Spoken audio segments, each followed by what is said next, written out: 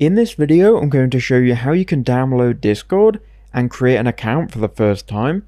So what you need to do is open up a web browser and then just go to your search engine and type in Discord. Once you've done that, you can then go to the Discord website, which will be discord.com.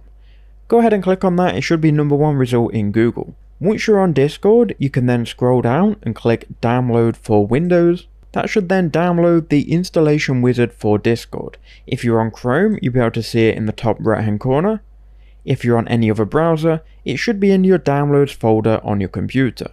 To access your downloads folder, go to File Explorer, then click on Downloads, and here you'll see once it's downloaded, the Discord application. So go ahead and run Discord setup once it's downloaded. Once you've double clicked on that, it will then in a second open up the installation wizard. So we're now downloading Discord. Make sure you stay until the end because I'm going to show you how you can create your account and get started. Once Discord opens for the first time, it may ask you to click yes or no in your system. Click yes. Discord is free and easy to use. So we're now going to need to log in. To create your account on Discord, click Need an Account, Register. This will then prompt you to enter in your email, a display name. You can enter in a username, password, and date of birth.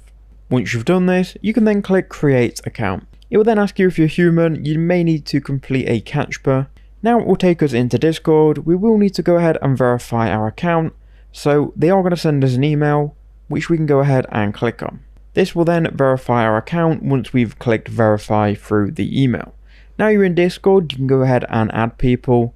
You can go ahead and click on the plus icon, create your own server.